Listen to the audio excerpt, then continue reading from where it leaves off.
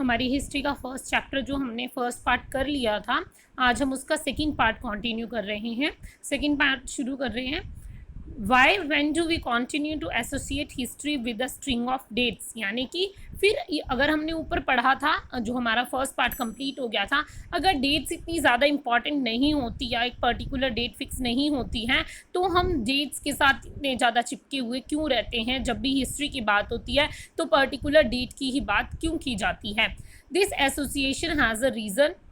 There was a time when the history was an account of battle and big events.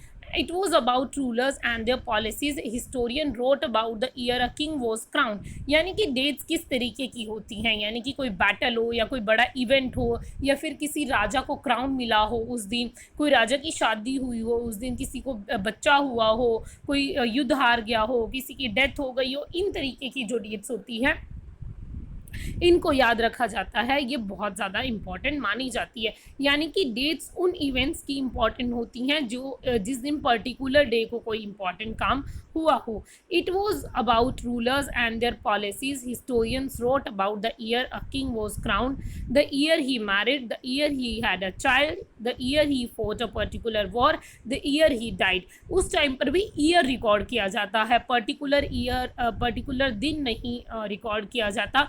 शादी होना, बच्चा होना, ये पर्टिकुलर दिन रिकॉर्ड किया जा सकता है, पर युद्ध जीतना या इन चीज़ों की पर्टिकुलर डेट रिकॉर्ड नहीं की जाती थी. The year the next ruler succeeded to the throne, उनके शासन का अगला राजा कब चुना गया था. For the event as this specific dates can be determined in histories such as these debates about dates continue to be important. यानी कि इन चीज़ों की डेट्स फिक्स की जा सकती है या इन चीज़ों की डेट हमें पढ़ने को मिल सकती है, और जो कि बहुत ज़्यादा इंपॉर्टेंट होती है हिस्ट्री के लिए. As you have seen in the history textbooks of the past 2 years, historians now write about the host or of other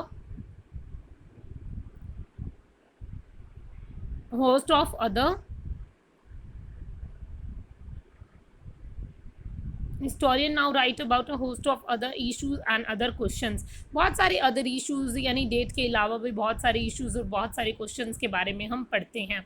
they look at how people earn their livelihood. लोग जीते कैसे थे, अपनी earning कैसे करते थे, what they produce and ate, क्या खाते थे, क्या पकाते थे.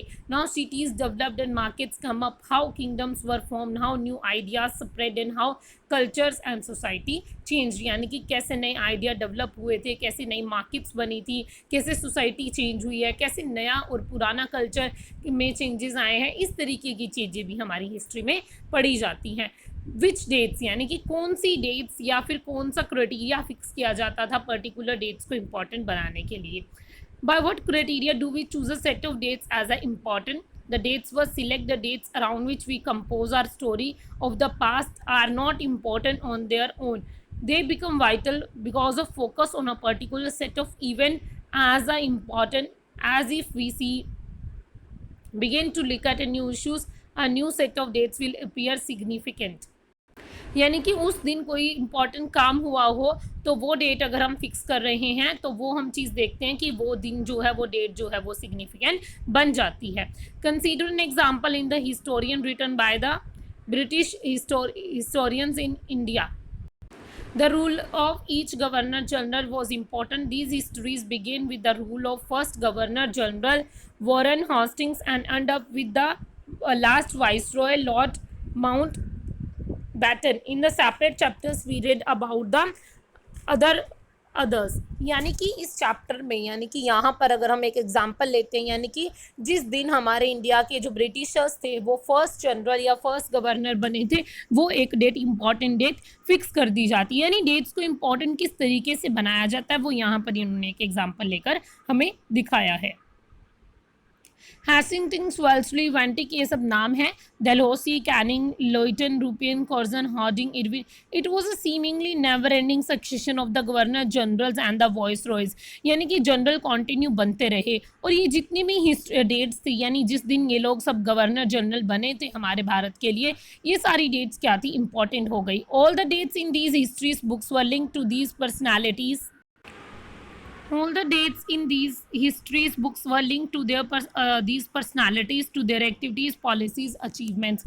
यानी कि जिस दिन भी इनकी अचीवमेंट्स हुई या इनको उस दिन गवर्नर जनरल बनाया गया, वो सारी डेट्स हमारे लिए क्या हो गई, इंपॉर्टेंट डेट्स बन गई.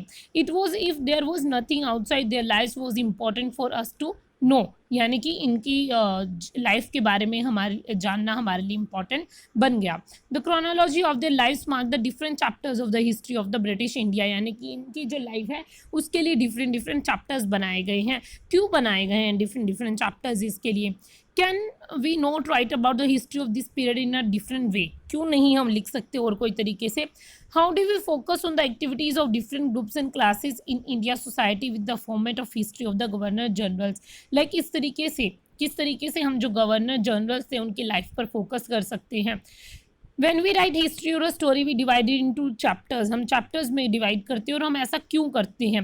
It is to give each chapter some coherence, यानी coherence होता है details. It is to tell a story in a way that makes some sense and can be followed. मतलब एक clear concept बताने के लिए हम इस तरीके की चीज़ें करते हैं कि हर एक चीज़ को हम date wise या जैसे year wise या span of time wise हम उस चीज़ को डिवीज़न करके अपने chapters में शो करते हैं. तो यहाँ पर हमारा जो हिस्ट्री का फर्स्ट चैप्टर हम कंटिन्यू कर रहे थे उसका सेकंड पार्ट भी हमारा कंप्लीट हो गया है. हम अपना थर्ड पार्ट अपनी नेक्स्ट वीडियो में कंप्लीट करेंगे.